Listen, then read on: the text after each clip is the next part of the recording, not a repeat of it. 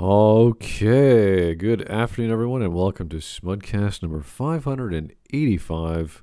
Was Kratos justified? It's complicated. And in case you don't know, this is from the same person who did the previous Kratos or God of War style video, Tactical Bacon Productions. And he's a pretty articulate guy. He knows his stuff. And if you thought Kratos was just some crazy, bloodthirsty, revenge-seeking monster, that's only partially true. There's a lot more to Kratos than just, I want to kill the gods. So that was, I think, throughout most of the games in the first three God of Wars. Don't know how that changed in the God of War remake in 2018. So it's kind of where they thought that Kratos needed to evolve. Oh, he has to be more mature. The clientele is different. It's like, no, you just rebooted the series. That was all just advertisement to get the softer people in. I don't really know because they lied about the character, what he was in the previous games, because he was mature.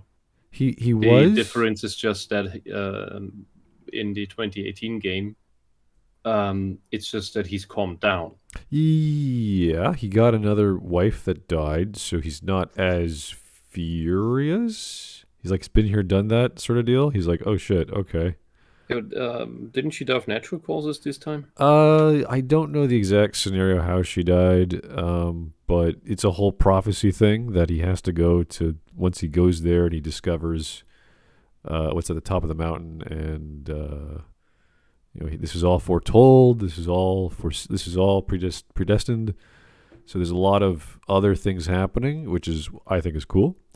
But it was a change of gameplay. It was a change in tone. It was a change in many, many things that people sort of missed from the first few games. I found that a prophecy predestination thing there honestly a bit annoying, because in order for that prophecy to be fulfilled, the Kratos needed to destroy the Greek pantheon in order to get there. Yeah, and part of the Greek pantheon are people who see the future and profess it, and you're like, oh, so is that going to go false? Is that going to become true? And now we're going into the Norse mythology and all the other underpinnings of that mythos. It's just like, oh, Ragnarok and Loki and all these other characters. Like, okay, here we go. I was like, you could have used Rome, you could have used Japan, you could have used India, could have went all over the place. I guess Norse was just easier and popular at the time. So oh no, well, it's Norse is close around, and Roman is too similar to Greek. It's too similar. Okay. Yes. The Roman gods are basically the Greek gods. Yeah, I know. With at least this modern version, they had older deities, but that copy of the Greek pantheon is basically the Romans realizing, wait a moment, everybody has gods of war, everybody has gods of love and wisdom and all of that shit. You know what? The Romans basically decided that these are not all distinct deities, but that they are all the same deity by domain, and that basically every god of war is Mars.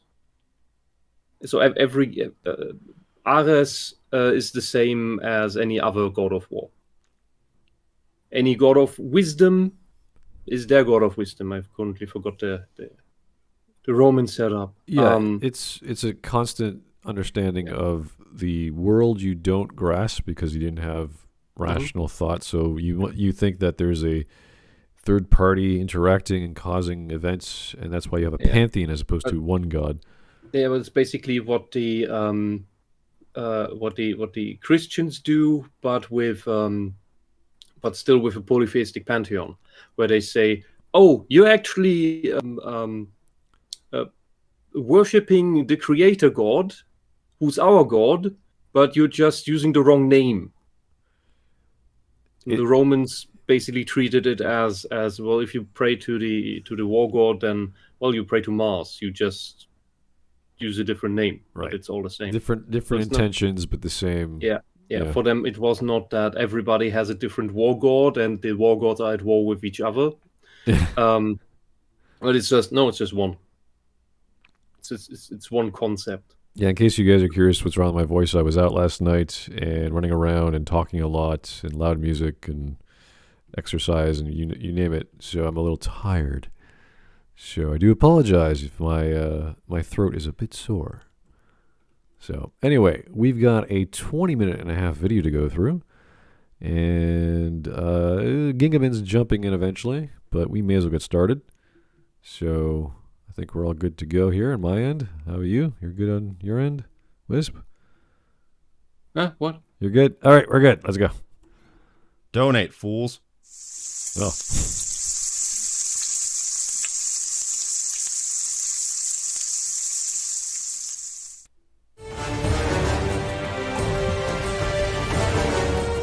When I made my first video on God of War, it was a think piece that was made to highlight the character of Kratos, because the public misconception, specifically in the realms of online games journalism, aka the corpse that keeps on twitching, I found, was that people like to claim that Kratos in the original run of God of War games was nothing more than a brutish monster with the character depth of a spoon. I disagreed and made a video discussing what I felt were the hidden depths of his character. Some things that were patently bloody obvious, some things that were hidden and required a bit of reading between the lines, and some things that were hidden away in the excellent prequel games that apparently nobody really played. But there was naturally some pushback, which I expected, a lot of which came down to this. How could you possibly say that Kratos is a deep character? Look at all the horrible things he did even before he became a monster.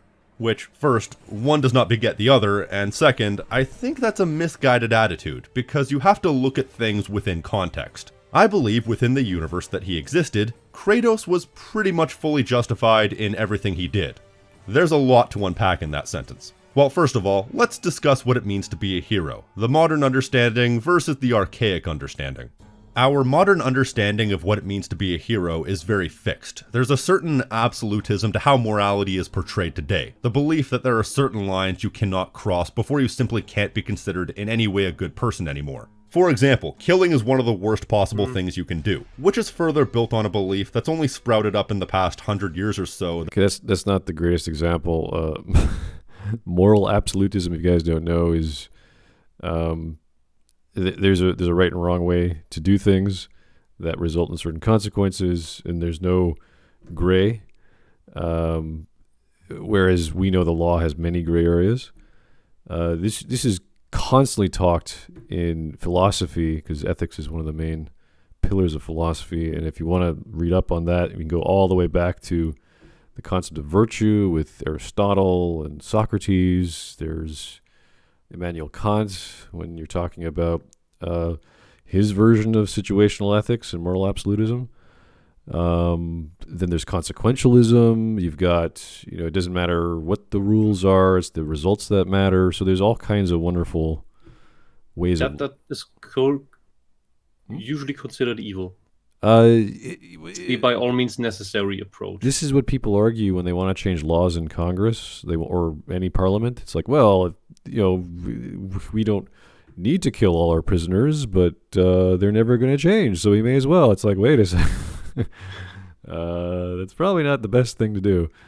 So, yeah, there's lots of ways of looking at what action is right and wrong, and there's plenty of arguments to be had. I don't really see the need to bring up complicated ideas in a game about a character whose story is pretty clear, whose actions are pretty straightforward, who is up against a pantheon of evil creatures who want to toy with humanity, essentially. And then there's a bunch of other subsequent creatures, the Titans, who want to toy with the gods and also humanity. So it's one big ball of power, and you're like, oh, how do I get out of this crazy world? And Kratos just destroys them all. And in my experience, the whole black and white extremism argument about what makes a hero a good person, to never ever kill or even fight back. Oh God, this misguided idea of pacifism, which just makes you a doormat, is surprisingly often preached by bullies and the very people who will abuse your refusal to fight back against them. Well, and at the same time, they're the very people who will use all means necessary to get what they want. And we see that especially manifested in the Antifa activists who have violent demonstrations is too nice a word, on the street, beat up people for working for the wrong company, and also use harsher methods. Well, yeah, but this is an issue but at the same time, they preach that you who opposes them, you who criticizes them, you who are not on board with them, you can't do these things because you're a good person, and good people don't do that. Right. This is basically a children's trick to say, I can beat you up, but you can't beat me up. Yeah, this is like looking at even today, the Kyle Rittenhouse trial. You hear about every other week or whatever in the States, probably every other day if you have American Twitter. They're always saying, well, he's a white supremacist, even though he never shot anyone who was black. He's having an illegal gun. It's like if it's illegal, why did the judge drop the actual crime of having an illegal gun supposedly? Like all these things that don't add up when everything he did. Why did the people he shot have guns that were clearly in no legal position to have guns? Yeah, and he was completely because justified. They were convicts. He's completely justified in the self-defense clause of the law, which we talk about. What's it called? Situational ethics. There's a certain Greek term for it, I can't remember, but it essentially means, well, what is the good in this scenario? Like if someone comes into your home and threatens your family, how justified are you in stopping them? And how like what's the level of force you should use? Like that's a very complex thing to deal with.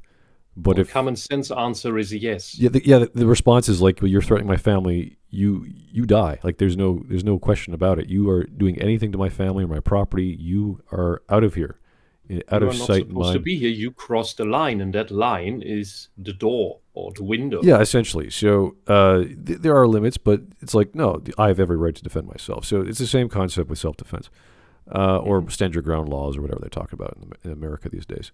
So that is part of ethics. That is part of politics and why we have laws and the judicial system. And it's a complicated topic, which we're not going to get into because we don't need to go that far. And I don't think Kratos needs that level of flexing of our post-secondary philosophy studies to understand what's going on in the story with Kratos. We just don't know it as much as this guy does, and that's the problem with a lot of these game journalists, or at least people posting anything online.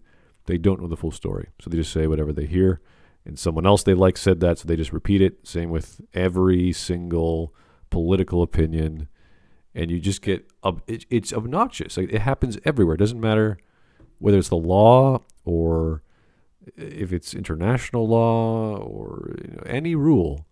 If some guy they like on some TV show said the thing, they're going to repeat it, and it just drives me nuts. So it doesn't matter where you are in the world. Everyone does it. Anyway. That violence should be a last option, which is not necessarily a bad thing to believe. Despite mass media lampshading Okay, this is too much. We're not talking about reality. We're talking about a video game where a character goes around slaughtering. Because he brings it up because the games journalists do drag everything out. The not games journalists, we should rather say, because they are not interested in games. They're just petty that that games is all they're allowed to write about. Games they're not interested in, games they don't play. And so they just copy-paste ideological crap from other ideologues. I guess agitation and propaganda activists. Even if and therefore he's explaining this so in depth. Yeah, if you were like studying law or studying philosophy, you wouldn't even like think this way. You'd be like, "What are you talking about? It's a video game with a character who's out for revenge, for this and that reason. It's like, that's fine. What's wrong with that? It's not complicated. It doesn't have to be. It's not supposed to be. So, yeah, no, the problem is we did not play all the PSP games. We did not play all the other side stories to know more about Kratos' backstory and his characters and his friends and his family as much as the main games did, or as much as most people do, because those are very specific. Like, as soon as you change the platform, like PSP, not everyone had a PSP. I was lucky to get one, 6 years later for cheap. And I was like, oh, cool, I could play some games I missed. And I didn't play all the God of War games. So get Oberon Muramasa on the PSP. It has extra content compared to the Wii. Oh, okay. I recommend playing all the Metal Gear Solid games. Was it Portable Ops and Peace Walker? Those are great. Okay. Anyway. By the way, in general, I'll just tell you that played directly, I have only the first God of War game that came out. The others I have, watched on YouTube, if you want to call it that, because I didn't have a console to play them on. I got the collection for PS3. I got later to play Asura's Wrath, but I found the controls for God of War 2 weird. They felt slippery, and it frustrated me too much. So laugh about me if you must, but yeah, that's my all right. point. Well, let's see what he has to say about ethics now. Every atrocity that takes place, we live in the most civilized age ever, and that reflects in the media we see created. The What? Civilized? How is that civilized? What are you talking about? No. I need to hear this again, because that just shocked me. Yeah. Let's try this one more time. Why was Steven Universe in this freaking video? I don't know. Up in the past 100 years or so, that violence should be a last option, which is not necessarily a bad thing to believe. Despite mass media lampshading every atrocity that takes place, we live in the most civilized age ever, and that reflects in the media we see created. The problem is that... Okay, I agree with what he said. I do not agree with Steven Universe being the example of being the most civilized. How do you... However, it is the example of violence is bad, can't we just all hug? Yeah, well, I don't know if the media lampshades violence. Media always reports on violence. Oh, it does when the wrong side is doing it. Oh, well, that's another issue. The right side is doing it. It's brushed under the rug. When I refer to violence, I refer to municipal news, and because I live in Toronto, there's all kinds of violence every day. Someone gets killed, hit by a car, you name it, and it happens so often. We're just like, oh my god. Like, it just, what happened to our city and what happened to our other cities around us? Americanization. Yeah, I don't know. With federal news, like with big things, with wars, like I have no idea what's going on in Europe right now. I have no clue. I get no information. You don't want to know. You don't want to know. Or maybe you should, so you know what's coming for you in the future if you keep voting these bloody socialists in. It's too much. It's like we know we're not getting enough information, but no one's not getting enough information. And the information we do get is through a very, very thin lens. And something we got, I think today or yesterday. One of the ostracized female head of the left party, because she's actually a bit critical. She does seem to have some brain cells. Asked the government what they know about the blown up gas pipelines. Oh shit! You know, and you know what the government answered? Well, we do know things, but we're not going to share them for the what is it? The I don't know how to translate that, so I'm paraphrasing. The emotional and mental well-being of the people. Who blew up gas lines? I never heard about this. What's going on? What? Nord Stream 1 and 2 were blown up. Who blew them up? They're not saying. They try to blame Putin, but it makes no sense. Yeah, why would he blow up his own? There is lots of indication, including a speech from the demented pedophile in America from earlier this year, where he said that they will not allow further gas into Europe from Russia, and will shut down the Nord Stream pipelines if necessary. Oh my God. And then a journalist asked, well, how are you planning to enforce that, to do that? And then Biden just said, oh, we're going to do it. And that was that. And now we're here half a year later, and the bloody things blew up, and it was nobody. Yeah, we just had a leak and then something pressure, explosion. Oh God. Well, we're gonna freeze. Winter. Yeah, you guys are gonna freeze. I'm sorry to hear that in Europe. Yeah. Holy shit. Oh God. All right. Well, and the Greens and no, not the Greens. The Social Democrats decided that they're gonna extend the last nuclear power plants we have until April next year, because apparently the winter after that we can freeze. But since it's so vital now, they're gonna leave them running after all, and the Greens are furious because they wanted them shut off, and power outages are the price we have to pay to save the planet and shit like that. Great. All right. Well, here's how are you doing on your hospital bed when the lights go out? The respirator stops working. Yeah. Here's the Giga Chat. Hey, Giga Chat. We live in the most civilized age as evidenced by our media, shows Steven Universe. I think that settles it, guys. We need to start killing people indiscriminately with hammers. It's the only way to prevent Steven Universe. Oh, God. I mean, you can't.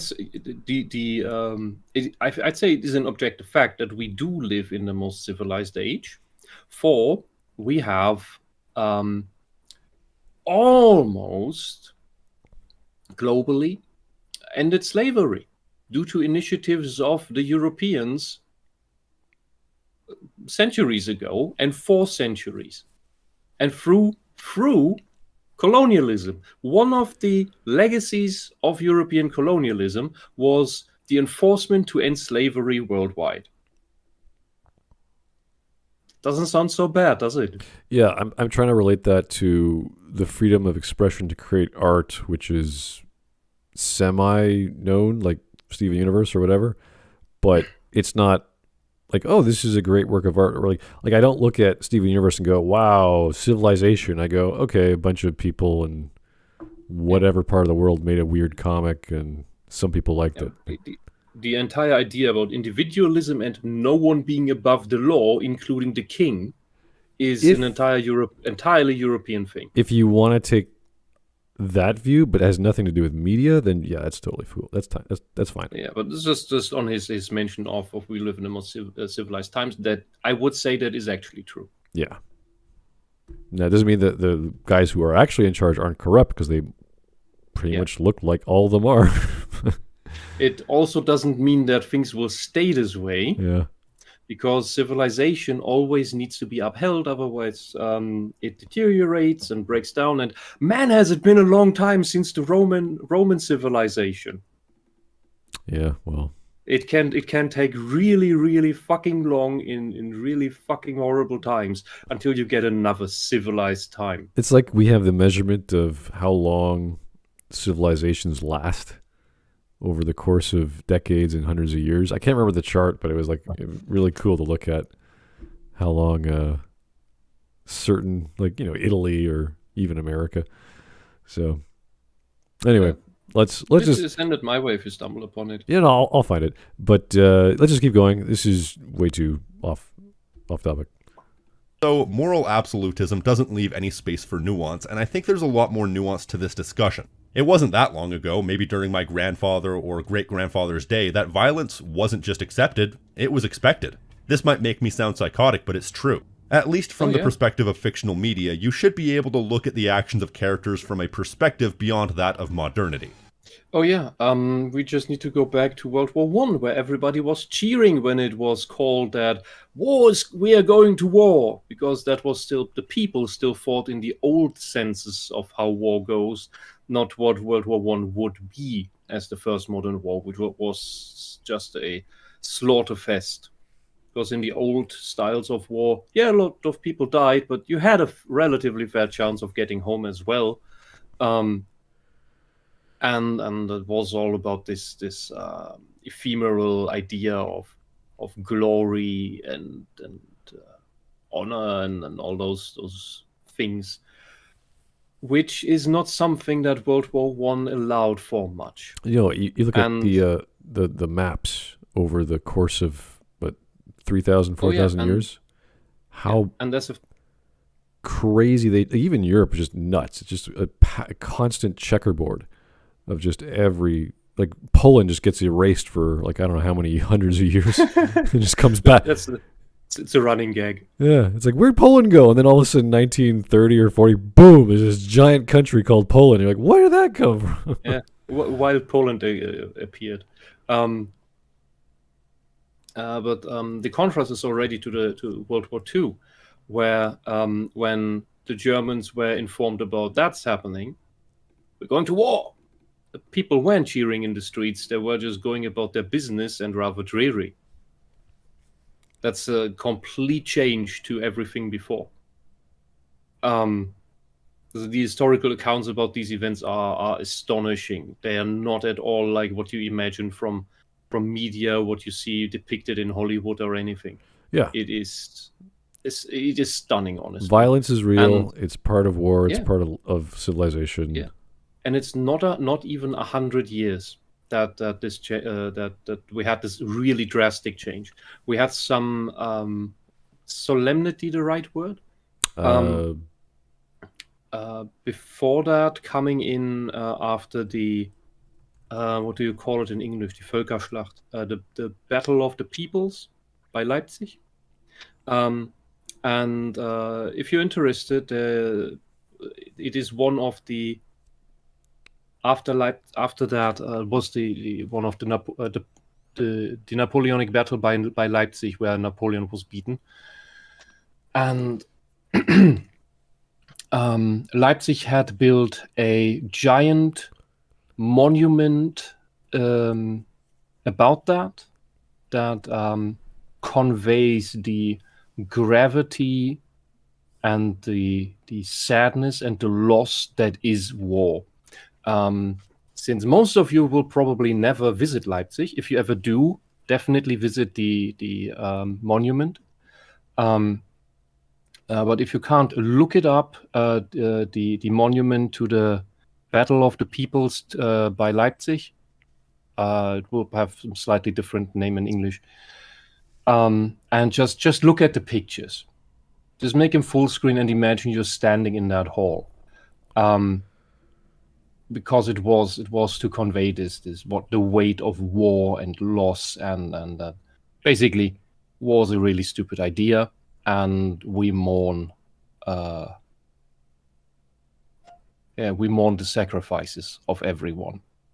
And the sad thing is, by the way, that monument, which took quite a long time to build, was finished just months before World War I started. So and it was about 100 years after that battle. It's kind of ironic in a way. All right, and let's not even get into modern issues of war, because that's way out of my understanding of history, and America has a pretty much monopoly on how that operates, and I don't claim to understand it. So let's just keep going. Morality is an entirely contextual thing that changes from situation to situation and era to era. And that's not false, but you're missing many, many elements, but that's fine. Let's just keep going. The first thing that really sells Kratos' actions as in their own way justifiable is the fact that he's not a modern hero or anti-hero. Neither in setting... I'd say he's an anti-hero. I'd say he's pretty... pretty up there. Like, when you look at the Punisher, he's an anti-hero. Look at Batman, he's an anti-hero. So no, Batman tries to stay on the hero's side more than Punisher. Like, he has his own morals the same way the Punisher has his own morals, but they're both anti-heroes. They're still going against the law. So it's when you talk about like anti-villains, anti-heroes, the same idea. In the Batman only goes against the law where the law can't reach anymore. And so yes, vigilantism is not allowed, but there's no point in not doing it at the point where Gotham City is. And I would also say that abiding by the law in order to get what you want does not necessarily make you a hero. Right. Because you can have really shitty laws. Yeah, so Batman is just that good that he can not get caught. If you have laws that allow you to do shit, they're bad laws. If you have that, and bad people will use them as justification. Right. If you have laws that prevent you to do good and laws that compel you to do evil, they're bad laws and should not be followed. This is where you'd be a hero for not following the law. Yeah, this is where we talk. Well, if you guys ever study ethics, which is pretty basic in university, probably first year, you're going to get into deontological ethics and consequentialism, which I mentioned before. And Batman would be like, well, these laws don't work. I could either petition to get them changed, or I could I could solve the problem right now, which is violence or death or whatever the crime is, by stomping on some mob bosses or petty crooks. So I mean, it is essentially Gotham is at the point where it in most settings the police accepts the vigilantism of Batman because he's actually doing good stuff and brings results that the police can't. So yeah, and that is basically where the you could say the previous civilization of Gotham City, if you see this as just this little bubble, is collapsed. It is gone, and it is re-emerging through Batman. So he is the law. He is making the new law. And that's when we talk about morals and ethics, whereas all the police know Batman is a vigilante, we have to stop him, but Gordon and other police are like, well, what he's doing is right. It's morally justified, even though if it's ethically incorrect. And that's when you have like the Legends of the Dark Knight, the Dark Knight Returns, where the new commissioner comes in. Her name is Yindel or something, and she's like, no, we're going to capture Batman. Like that's her new rule. So it's kind of interesting to see that, because it's obviously, we know as fans, well, Commissioner Gordon has a thing with Batman, and some of the police force do as well, but we understand why. It's because we know what Batman is doing is right to a certain degree, and the rules are not as effective as they could be, whereas Yindel's just like, no, we're police, this is the way we do it, there's no right or wrong, there's only the law. And that's very acute, small, nearsighted way of looking at the scenario of Gotham City, which is just riddled with crime. So, anyway, let's keep going. Norse style of writing. Kratos is a classic example of a Greek hero. Now, let's talk about Greek tragedy for a second. I'm no expert on the topic, so I might get a few things wrong here, but I've attempted to do enough research to present my argument. But if I do get anything wrong, feel free to let me know. Yeah, you don't need to know Greek tragedy to understand any of this. It's totally understood by the cinematics and the narrative. It's very clear. So don't even worry about that. I like his openness and honesty. Oh yeah, he's good. It's so refreshing. Yeah, he's a fan. He actually enjoys researching this topic. It's great, Mm-hmm. Compared to you're welcome. Hey, Gingaman, how's it going? Hello. Finally here. Yeah, that's okay. Don't worry about it. Greek tragedy, as the name might imply, is a type of fiction that was very prevalent during ancient Greece and has played a large role in the development of storytelling and literature through to the modern era. The simple summation of a Greek tragedy is a play in which the protagonist, usually a person of importance and outstanding personal qualities, falls to disaster through a combination of personal failing and circumstances which he or she cannot control. And Greek tragedies were generally known to have strict structural and artistic guidelines they adhered to. They began with a prologue before introducing its characters in the parados. You would have a chorus to comment on or explain the story at hand, like what we in the modern day understand as a narrator. Granted, they also sang, but that's besides the point. These stories included such elements as a sudden reversal of fortune, where the protagonist's downfall is instigated by either the gods, their own tragic flaws, or both in some cases, which eventually leads to a conclusion where they're transformed by their experience. And in many cases, but not always, they had a tragic ending. So here's the thing. God of War is Greek tragedy. Yes. Or at least it's a modern take on the concept. It has some artistic license, but it's generally part of this realm of fiction. The story of Kratos is the type of story that, with some adjustments, may have been recited at the festival of Dionysus in ancient Athens, spoken by a famous playwright, such as Euripides or Acephalus. And as such, the structure of the game as well as the personality of Kratos is meant to emulate the stories of that era. Otherwise, it would be historically dishonest and would cease to be a Greek-style tragedy and would just be a modern-style tragedy. One of the key elements of the Greek tragedy is the quote-unquote hero. Fictional figures characterized by their desire to strive for greatness, but would end up being brought down by an inescapable fate, but more importantly, their own personal failings, otherwise known as a tragic flaw. Or a hamartia. I think that's how that's pronounced. To my knowledge, this was a relatively universal thing in this style of fiction. For example, Odysseus in the Odyssey was characterized by his hubris, or in the Iliad, Achilles is characterized by his lack of emotional stability, although interpretations tend to vary on that one. It's no secret that Kratos has a key flaw Also which drives his story from the beginning, which is obviously his rage, which fuels a relentless ambition so strong that not even the gods or fate can stop him.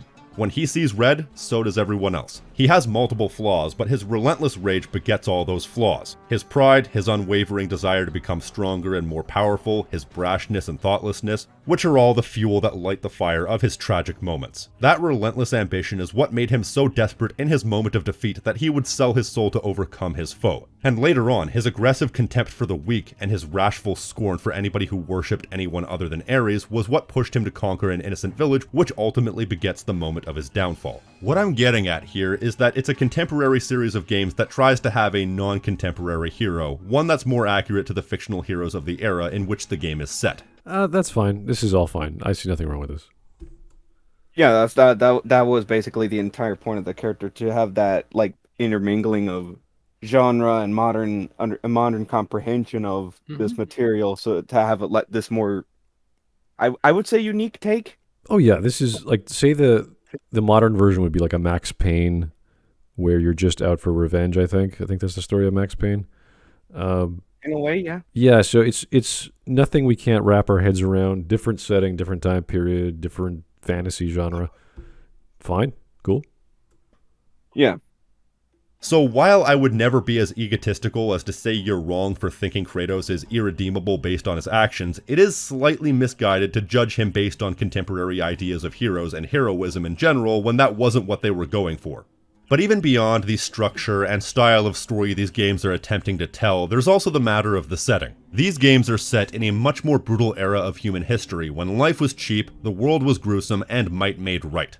Life and morality was a much different thing back when glory and heroism was obtained on the battlefield by conquering land and taking no mercy on those who were different to you.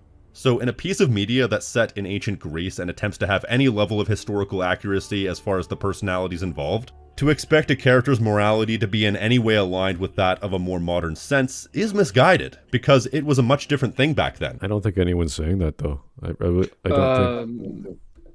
Yes, they are. Tons of modern people, not just the journalists, not just especially the socialist activists, but tons of modern people have absolutely no clue about mindsets in the past and solely judge the past by modern day morals. Okay, but and they do not understand either that their morals will similarly be judged by people in 100 years. Yeah, but this is, I see no different as, let's say, some weirdo saying Super Mario is not an authentic Italian because we don't know his origin from Italy or something like that. That's not really comparable, though, when it comes to God of War. Well, with the journalists, they're just saying something dumb, which is not even understandable because we don't need to know the background history of Super Mario to understand the narrative. With God of War, you just have to pay attention and listen. This is what happens in the story, and this is why Kratos is the way he is. We know it's because of revenge. We know it's because of his downfall and his own problems, that he wanted power, and he got it, and then, he got tricked. So that's, I think everyone got that. It's just the reinterpretation. Well, now he's different. Now he's more mature. It's like, he is more mature, yeah. But I don't like the use of that word there. Yeah, he's more basic, if anything. Especially since it's being used by people who lack maturity in general. growth is something that you can have your entire life, and better better if you do. Oh yeah, but because there there is no end of wisdom to gain in your life, and you can say the maturity that Kratos already has is that of being able to stand up to insurmountable odds, which is something that the sneaky, cowardly narcissists, the games journalists, don't have. I would say they're more ignorant, just not knowing any better. Because it's hard to follow the narrative clearly. Even for me, when I played all the games, I was like, well, there's revenge and there's things that the gods did and things that Titans did he had to go against, and that wonderful scene with his daughter that I totally forgot about.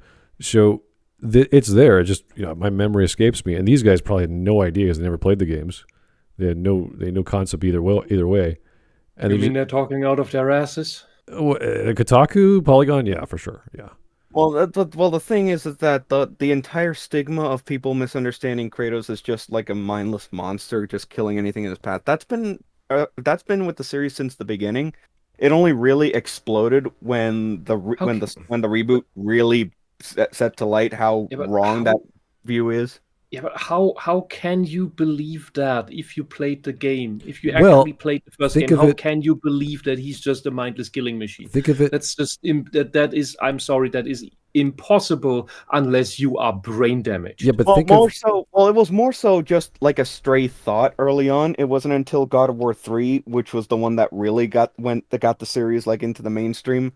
That still says that these people never played any other God of War. Well, again, look at games which they think are for the bro crowd, like Gears of War, which has characters, has story, has plots, has backgrounds. So why Dom is there. Why all these characters. Some of them are for fun, but the main motivation of all these characters. So, but people just see it as you're just a bunch of dudes, like just jacked up dudes from a football game, but instead of footballs, you got chainsaw guns. So they see the testosterone and go, well, it's just a testosterone game for a bunch of guys, a bunch of jocks. Like, no, there's fun moments in there like that, but it's also a serious game about trying to survive in a war. So they miss the nuance, they miss the narrative, which is sad, because these games are fun and they have reason why you play them. We don't just play like a space opera because it has spaceships. That's cool. It's why do we have spaceships? What do they do? Why is the Normandy in Mass Effect so cool? Why do you like it? So there's history behind why these things work and why you keep playing it. Or else you would just be, I don't care. These characters mean nothing to me because I don't understand their backstory. I don't care about their motivations if there are any. And you put the game down. You don't give a shit. That's what happens to a lot of people who play video games because they have dozens of other games to entertain them, and why would they waste their time with something which is not worth their effort?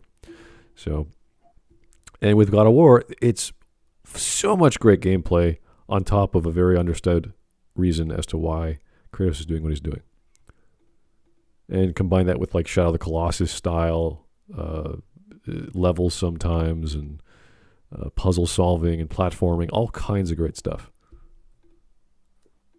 Can you really judge a character in this setting based on the standards of morality that's only been the standard for less than 100 years? Many criticisms of his character can be countered with this point, in my opinion. You could, of course, have these characters acting in a more contemporary sense if you wanted, but you might have ended up in a situation like the notoriously anachronistic Rise Son of Rome, where the tone clashes with the setting.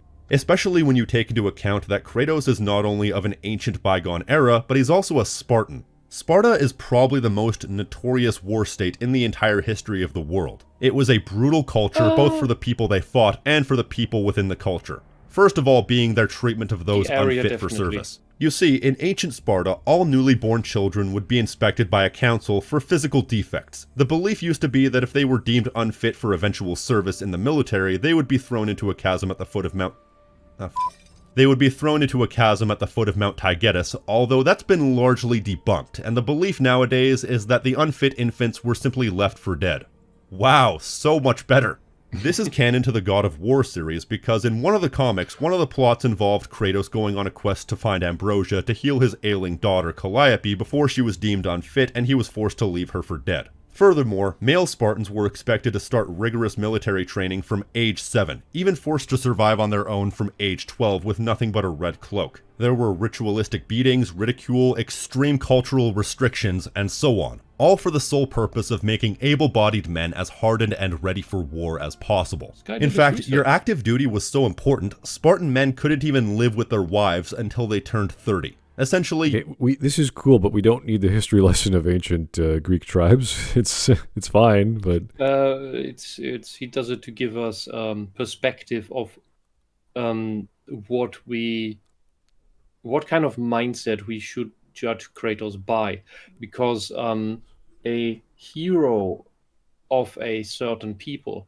will not have the moral or ethical background of you here in the present in cozy Europe. It's impossible. So a hero is relative to the culture that gives birth to him. right. I think imposing one's own morality of today to whatever it was 1,000 years ago or 10,000 years ago is kind of ridiculous to the point of absurdity. So yes, Greek, you could create your own village outside of Greece, and you could have your own tribe, and you could start your own politics and do whatever you wanted. That no one was stopping it. You could even make the very simplified argument that there's this guy, and he stops at nothing to rid us of the gods, who are basically just at best they're indifferent to us. But at worst they're a plague upon us, and he wants to rid us of them.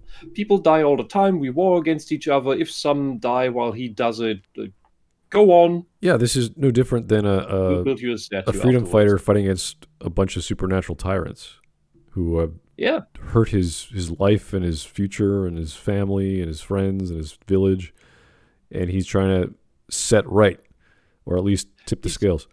He's basically, you could interpret him as fighting against the enslavement by the gods. He's a slave rising up, and that's what his chains are. That's his curse. Even as a Those god, are his slave shackles. Yeah, even when he is part of Olympus or whatever you want to call the pantheon, he is still chained. He still has his own problems. Which is, by the way, a reference to what the Spartans did with their statues of Ares, that they put in chains.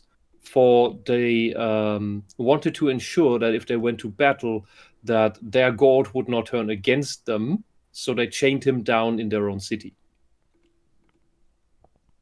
They were fucking scared their god of war might turn against them. It's great.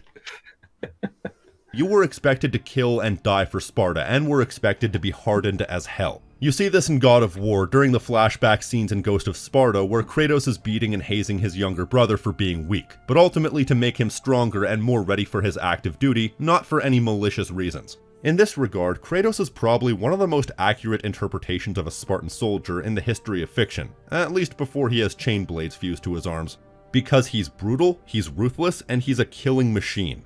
But to say that makes him evil in itself ignores a very important piece of context, that this was just the culture he was part of. Everybody in his command was likely almost exactly like him because they've all been through the exact same harsh regimen. We just happen to be seeing his story. The things he was doing were not villainous, but rather the things that were expected of him in that era and of a person in his position. It was simply par for the course. You don't go through that type of upbringing without becoming numb to the horrors and brutalities of the world. I remember I once made the point that young Kratos kinda looks like Jimmy Hopkins from Bully.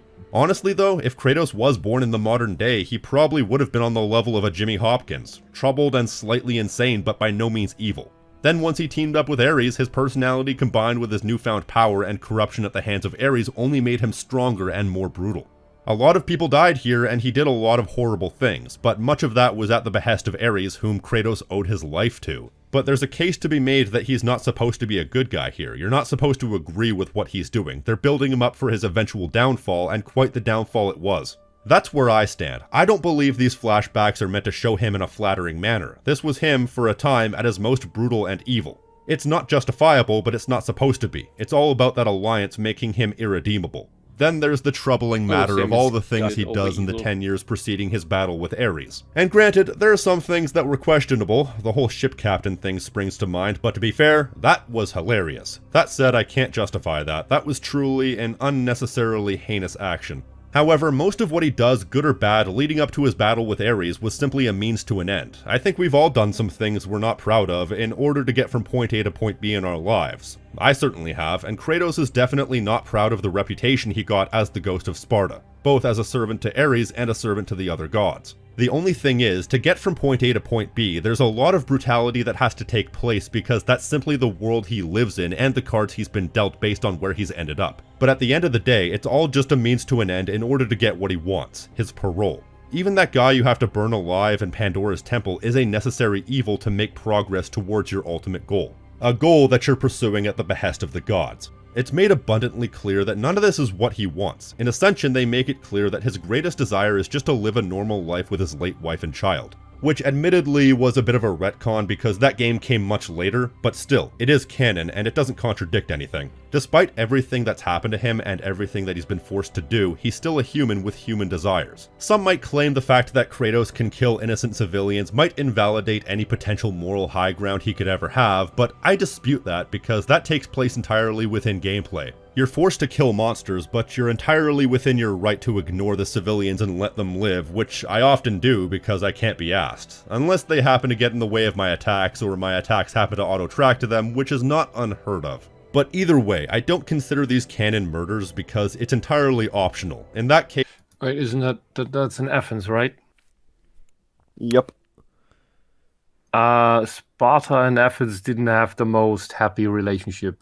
So Well, that's a whole other point. If a situation like this came up,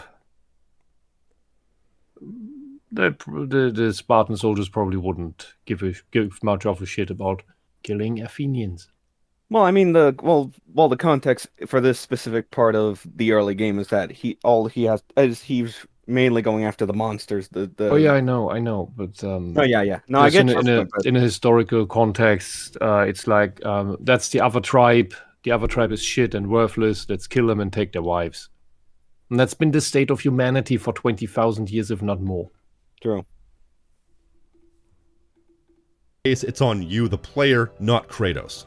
Now let's move on to the big sticking point with a lot of people, and that is to say Kratos' actions after the first God of War game, which to be fair, many of his actions post God of War are heinous, even when you take into account all the context. But I argue once again, it's not necessarily him, he's just a victim of circumstance in a lot of these cases. His abuse at the hands of the gods influenced everything that he did in his later life. We've already gone over this multiple times, being led on by the gods and forced to do all their dirty work for 10 years under false pretenses, being denied salvation, being denied the ability to bring himself peace, forced to become a god and do a job he didn't really want to do, then being killed and having his homeland destroyed for the crime of refusing to fall in line with Zeus. Thinking about it, Zeus took it upon himself to kill Kratos personally when he wouldn't even lift a finger to kill Ares when he went insane, so that just speaks to the murderous contempt that Zeus had for Kratos. It was of course later established that Zeus as well as the rest of the gods were corrupted by Pandora's box, but seeing as the gods were messing with Kratos long before Pandora's box was opened, I'd say that doesn't really mean all that much. I mean, kidnapping Deimos and putting a curse on Kratos' mother, 10 years of thankless dirty work without even intending to give Kratos what he wants, this was all done before Pandora's box. So if anything, the corruption just enhanced their negative attributes. And here's food for thought. If the corruption from Pandora's box applies to the gods, and is their ultimate excuse, it could very well apply to Kratos as well.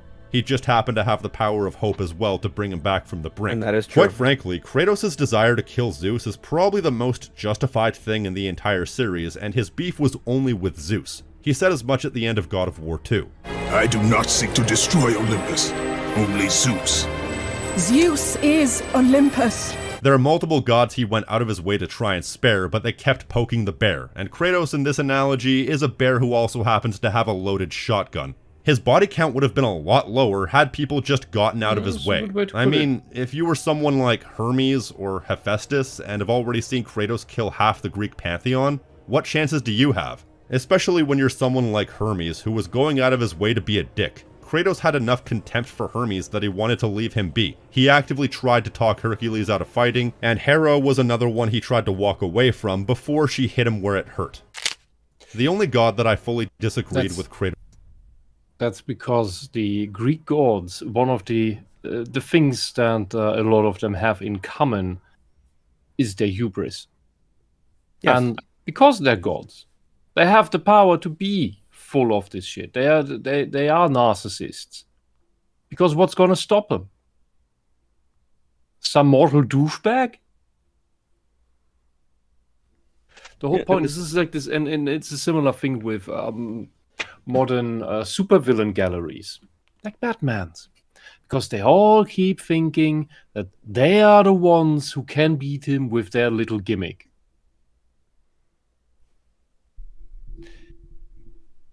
This is Well, I don't see the problem in storytelling here. It's rather indicative of why the Greek gods are so shit. well, what You he's don't want to pray detailing- to these guys other than please stay off my lawn.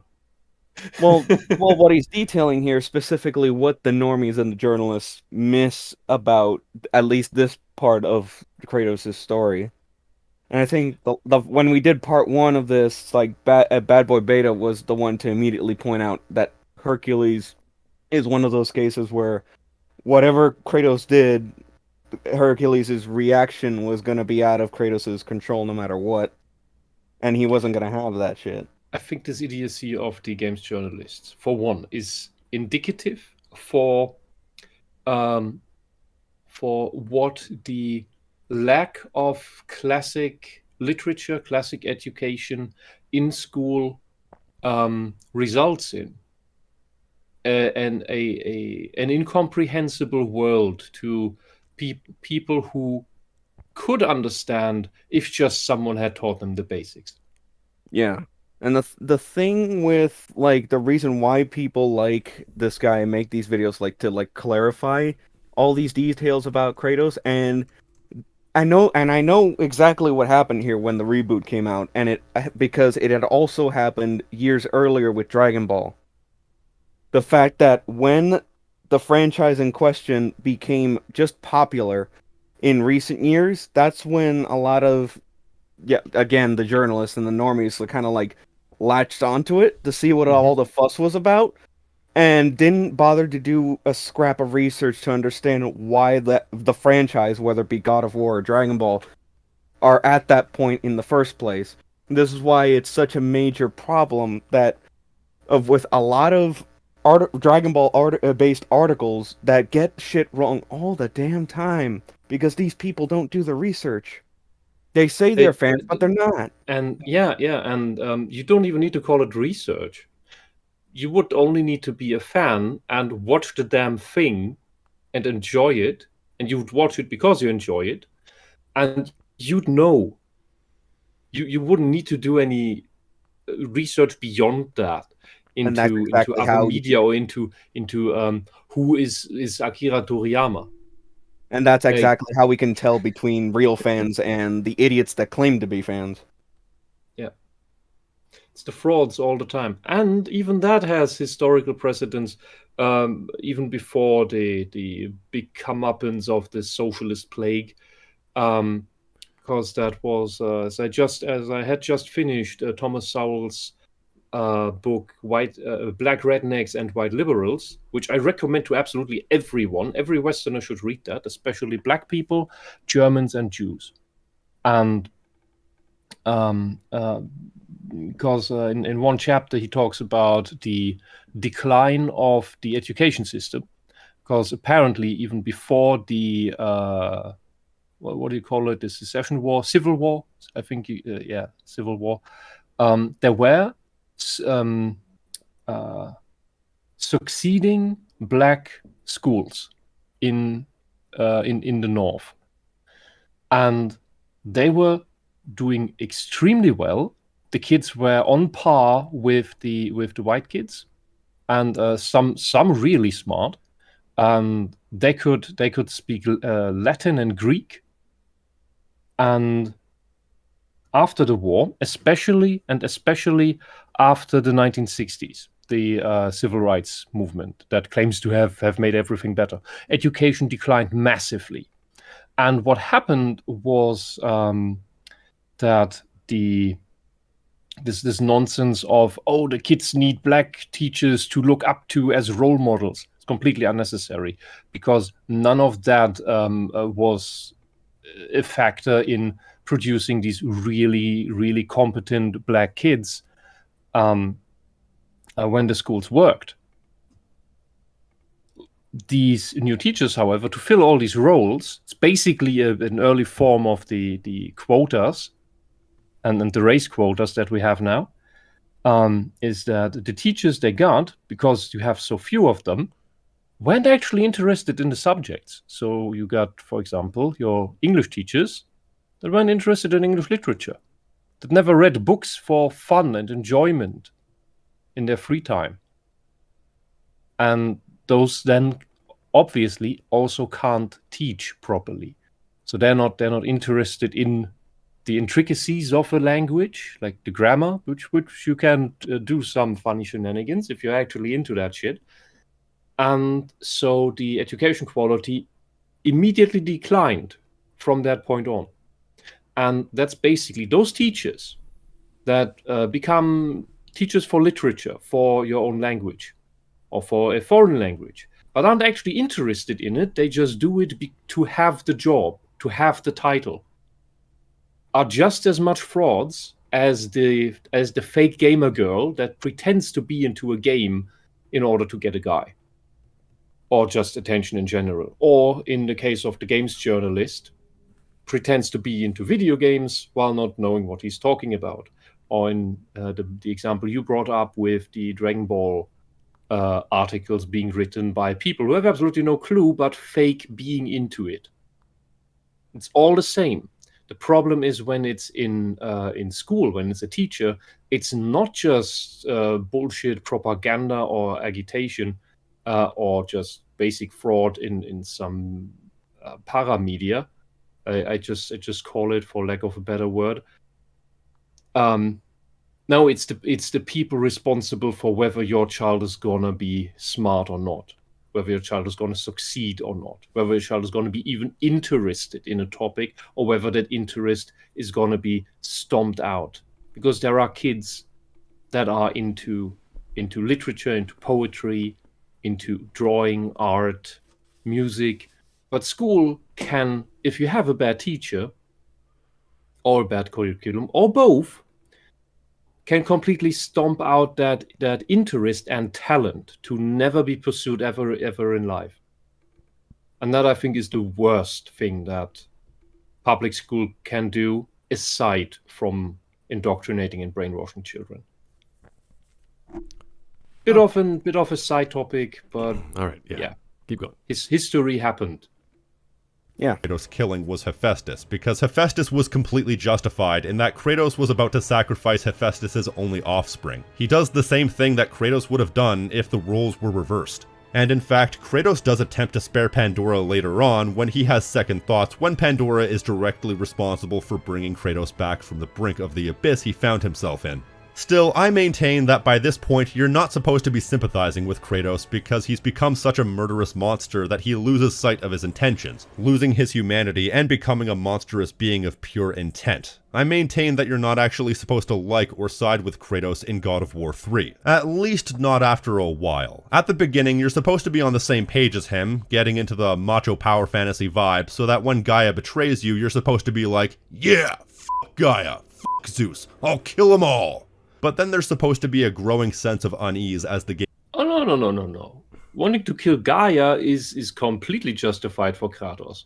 Hephaestus is the sad, is really the sad story. That's a tragedy on both sides, if you will. But Gaia turns out to have been the guiding hand behind everything. And that is when it's for Kratos to justify to completely snap and go, fuck you, bitch. You were the fucking priest that helped put this curse on me? Fuck off. Fuck off. Go and die. No, yeah, Gaia is one of the ones that was justified. I'll tell you that now. Like, holy shit. She set him up for this crusade against Olympus.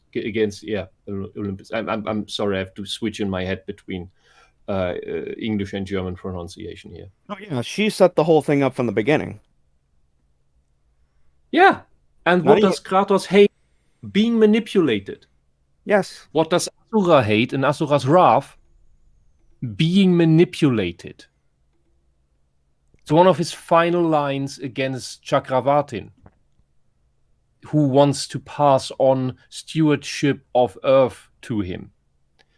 As all the suffering in the world having been to create his successor, which was supposed to be Asura. And Asura counters with a world that needs to be manipulated does not deserve to exist. And that's basic. This is similar to what Kratos is doing, just that Asura's wrath is a bit cleaner on the whole killing innocents part. All right. Basically, they're the same character going through an almost same story. Let's continue. Goes on, and Kratos performs bigger and bigger atrocities on innocent people, creating a deliberate disconnect between Kratos and the player as he continually crosses the line over and over, which concludes with the harrowing and disturbing Poseidon's princess sequence. I've already covered this at length, so I won't dwell, but this is the part of the game that I've always remembered more than any, which is why I think it's where they intended for the other shoe to drop. This is furthered to me because of how these games generally treat women. People tend to call the original run of God of War games misogynistic, and you're entitled to your opinion, but I think that's a bit asinine considering that Kratos generally doesn't discriminate in who he kills, but he kind of... Also, if you complain about depictions of women not being treated super nice and on rose petals and on cushions, especially in the past... before 1950, then you just want ahistorical bullshit. How the hell do you even want to understand that you have it good in the present modern day, in this wonderful civilization that you're trying to tear down with all this bullshit activism, by the way, probably without knowing it? You probably think that you making it better. But how are you supposed to even understand that if you never see a depiction of how things are bad, actually? Bad, truly bad. And by the way, those bad things and worse are still going on in the world today. And thanks to certain activists, we now have them in Europe again after they were fought off for centuries through war, defensive war, I might add. Cool. We now have actual misogynists here, and that you defend as being they're all refugees, or you deserve to be colonized by them. But it's totally not colonization. You tinfoil head wearing Alex Jones. What's the word? Worshipper. Alex Jones worshipper. I guess. Yeah, whatever. It's just completely insane and asinine. It's just self-destructive. Right. These people, the people who go on about these topics and complain about misogyny here and there and everywhere, except where it's actually happening, just like slavery is still a thing in certain parts of the world that these activists never complain about. They complain about the slavery of the past before Europe was stomping it out worldwide, which they never talk about, by the way. They only hold to especially the Europeans. Oh, you had slavery too once. You were evil. Like, they don't care about the slavery that is going on today in Libya, in Qatar. They don't care about the child slaves that are 5 to 8 years old that are digging out the cobalt. They don't care about that. Because they need the cobalt to build their stupid overpriced smartphones. While they then say, I'm not bourgeois, I'm not rich for buying Starbucks coffee every morning and carrying it through the streets. All right. Oh, Here's GigaChat again. Thank you for the one. Little off on the quote Wisp. Asura says that humanity has no need for gods who only take, but it's the right idea. Kind of a similar idea for God of War, too. If you say so. I haven't played it in a while, but I thought he was against the concept of gods in general, the whole manipulation thing. Okay. He Or is. at least the manipulation thing. I'm pretty sure he is. I'm pretty sure that's still true. Yeah, that's just play the last level again. Okay. The one that's DLC. Yes, sadly, but like the whole fourth chapter is. Okay. Yes. Let's keep going. Misogynistic, and you're entitled to your opinion, but I think that's a bit asinine considering that Kratos generally doesn't discriminate in who he kills. But he kind of does, actually. Because I can count on one hand the amount of goddesses or women in general that he kills in a gratuitous fashion. Kratos doesn't rip the Sisters of Fate apart in the same way that he ripped apart Hermes, for example. Poseidon gets his eyes gouged out and his neck snapped, Athena accidentally gets stabbed through the chest and falls to pieces with dignity, and Hera just gets her neck snapped. And we know that Kratos has respect for women, considering that women generally had a lot of respect in Spartan culture, and we know for a fact that the two most special people in his life were his wife and daughter. You can make the case that the games themselves don't have as much respect for women as Kratos does, but that's all far too large a discussion for this video and a topic that I'm not well versed in enough to draw an educated conclusion, but I think taking that all into account... The people making these arguments they usually just don't want women displayed as monsters. Yeah, the majority which is usually that they are themselves. Yeah, there are the monsters. There are harpies and Medusas and whatever, but there's so many obviously male things to kill in these games. So, like, what are you doing? We have to measure every single unit that gets attacked. Yeah, but it's just a standard pattern of especially narcissistic women, because they don't want reflections of their true dark selves shown in the world, which is what these mythological creatures are. They are the manifestations of the negative aspects of the worst females out there. And these types of people, and that's whether they're men or women, we're talking about women in this case, do not like the manual of how to spot them being laid out, because that means that they could be spotted, and it's showing them a mirror.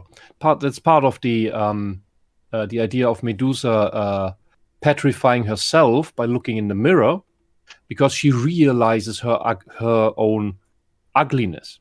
And that is basically what you do with a narcissist, by holding up a mirror of the true atrociousness and evil of the narcissist, and that petrifies the narcissist.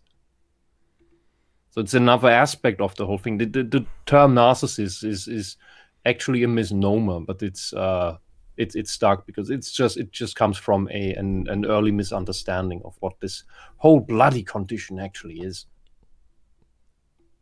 Is why the depiction of this death is so harrowingly violent, and why it so perfectly illustrates Kratos' fall from grace. And I think without proper context, it's very easy to have a black and white outlook on scenes like this, but that's why I think it's worth looking into the greater minutiae of the series to see how scenes like this play into the larger world and what the true intent was. Even before this, the signs of Kratos' mental state were there, like when he killed Perithous to get the bow that he was actively offering Kratos in exchange for his freedom. It's a case where the ends do not justify the means, despite the ends being somewhat reasonable given the context. He's destroying the world and killing everyone on his way to get to Zeus, but Zeus is just the end goal, and Kratos has become such an inhumane monster that all he sees is the end goal, and everything to get to that point is just collateral damage. That's where Kratos stops being fully justified and his actions have become impossible to defend. But he's become a fanatic. That's the point. He was once a man, now he's become a monster, worse than anything he's fought against. These are all things that I've covered in the past. And the funny thing is, people might claim that God of War PS4 is a but he's a monster with an end. So once he has achieved his goal, he stops. That's why that's the difference to all the other monsters. There's plots. There's reasons why he's doing it. We all know. We understand it. So yeah. Zeus would never stop being a monster. Ares would never stop being a monster. Athena would never stop being a monster. She was a tyrant in the making with her own plot. He was once a man, now he's become a monster, worse than anything he's fought against. These are all things that I've covered in the past. And the funny thing is, people might claim that God of War PS4 is ashamed of the old games, I dispute that because they don't treat Kratos as a monster who deserves to be killed. They treat his past as horrid and brutal, but specify that Kratos was justified in his actions against the gods. Mimir says as much. Oh, don't mistake me, brother. From what I heard, the Pantheon had it coming. It's still a bit to take in. The only thing that shows any potential shame is the fact that Kratos has remorse for his actions, which is where his entire character arc in God of War PS4 stems from. Which is honestly the best balance they could have struck, because while he did give the Greek gods what was coming to them, his methods of getting there were questionable at best, completely fucking psychotic at worst. None of this is mental gymnastics. How do you kill a god? All of this is present within the games. These are all undeniable core concepts explored by the series. I'm not saying all of his actions were justifiable, nor am I trying to claim that he was a hero because he had the big sad. All I'm saying is that there's a lot more nuance to this discussion than comes across a lot of the time. Everyone will have their own interpretation, but I believe that if you look into the style of writing, the historical context, the narrative progression, the actions of the characters, and the world around him, most of what Kratos did in the series was either not the fault of Kratos himself, or was justified in some way. Then there comes the point, which will vary from person to person, where his actions become too much to bear, but it's clear that you're not supposed to sympathize with him anymore. I've trotted this path quite well before, and my hope here is simply that people will look at the facts and draw their own conclusions rather than regurgitate what they've been told by other people. Everybody is free to think whatever they want. If you disagree with me whatsoever, that's totally fine, but I also think that it's better to draw a conclusion once the facts are presented and considered. Was any of this intended by the developers, or was this a series of unintentional details, and the developers were just going out of their way to make an incredibly brutal and violent series of games? I can't say for sure, but I'd like to think that the people in charge of making these games were smart enough that these details weren't an accident. But who knows? This could have been the intended vision for a single person that nobody else thought twice about, or it could have been a group effort where the vision played out exactly as intended. Hell, this could have been a stumbled dick first into success situation. What I do know is that's all I got for this topic. Hopefully in the future there can be more nuance to this discussion than has been presented in the past. Not everything is black and white. Although to be fair, Kratos has been both. Heyo! I'm ashamed of myself. We're done.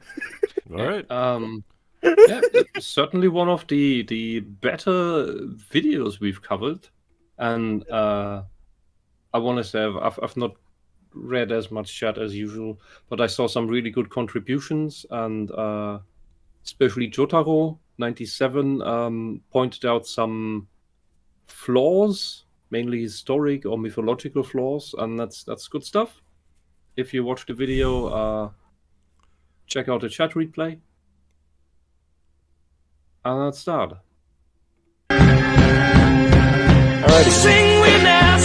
Smud, do you have some final words? Yeah, no, I'm just going through the stream memes. Okay. Kratos in the last God of War. God damn it, Melvin again. Remember, The the fuck? son dying is gay. Okay. All these son of boy, or father of boy. Yes, Jormungandr. Ancient Roar. What is it saying? It said, I need about Tree Fitty. Oh. I need about Demon Kratos, I need about 350 for Kratos. Kratos, do not give him any more, boy, or he shall return. return. Oh. Okay. All right. When you're on the 34th attempt at a boss, but your brain keeps telling you it's 4 a.m. and almost time for work, quiet head. Dark Souls in a nutshell. Well, this is what people play Elden Ring are like. Yeah, from Soft in a nutshell. Yeah. Or the Valkyrie fights in PS4. I don't know. God of War PC Edition? Because CJ always has to be in there. Why is there a retarded looking Barney the dinosaur? That's Jormungandr. That's Jormungandr. Oh, okay. And Tom's the tank engine for some reason. What is that? The Blades What of is that Kratos. No, The blades of the blades of Kratos. No, that is a bunch of who's that character? I have no idea. I forgot. It's a weird combination. This is great. Helios's head. Oh, Does he have a decapitated head at his belt in every game? No, Pretty. just in God of War 3 because he tears Helios's head off. No. In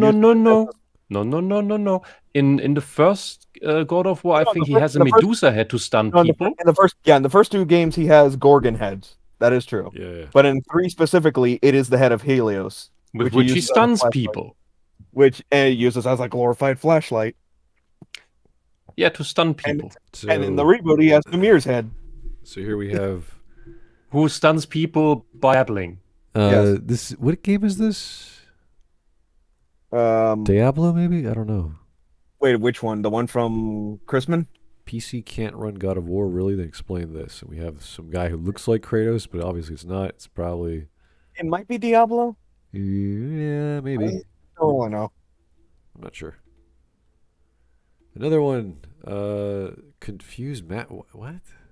Again with fucking Melvin and the Rainbow Dog. God damn it, man. Stop. Melvin, those are not memes, and you're abusing the meme channel to send us your chat messages. Yeah. Yes. That which are incomprehensible because it's not. This is not English. This is random words. Please stop. Google There's Translate. good in your heart, Jew. I don't want to hurt you, Jew. Only you can save your Jew. Okay, yeah. Jesus. Connie. Oh no. Been completely developed. I can what? Being completely developed. I can heal you from your illness now. Here I go. Oh And she's No. white. no. Wow. That's an old one. That's a. That's the next one. No. I don't know what's going on. This is kind of creepy. It is weird. I mean, doesn't she change from Asian to black anyway? There's the what the hell her name is? I can't remember. Garnet. Garnet, Is I it think. Garnet? Okay. It's weird. Ethical dilemmas. God of War. Ethical dilemmas. Ethical dilemmas Boss everywhere. fights that humbles a MF starter pack. So we got. Okay, yeah, I We see. got What? Are you fucking kidding me? Yakuza, I think. The what was her name? The needle girl in I forgot in too. Hollow Knight. I forgot the one Yeah, but- from That fight wasn't that difficult. What the hell No. are you talking about? You should put Jan from Bayonetta 1 here. forgot the one from Rising. What was his name again? Fuck. This guy? The first one, yeah. Oh, What the f- that is the magnetic guy with his bodies. man, nigga. God damn it. And we talked about it in another in the edgy characters Smudcast. I forgot. How But at least I recognize Majima from Yakuza. At Okay. least. How I wake up knowing my enemies are ontologically evil and there is no act against them, which is wrong. Oh, jeez. I am Basic. a priori correct and everything else is evil. Yeah. Someone to care for, it to be, therefore I have James Woods. Okay. James Woods is the best Hades. Yeah. It's What basically the? It's the only What good the- thing about that movie. Steven fuck is this? Juniverse? What the? That is the weirdest looking thing. Nightmares. Is it ever said that Steven is a Jew, or is that just the meme? Okay. So here we have Melvin giving us some again more sentences. or more chat messages. Fucking hell. So he wants to write a story every time I give an example of something? You shouldn't. What? Okay. Don't do this thing. I'm going to go do the thing. It's like, what? No. Okay. Hey, if it gives you something to train your writing skills with, there's nothing to complain.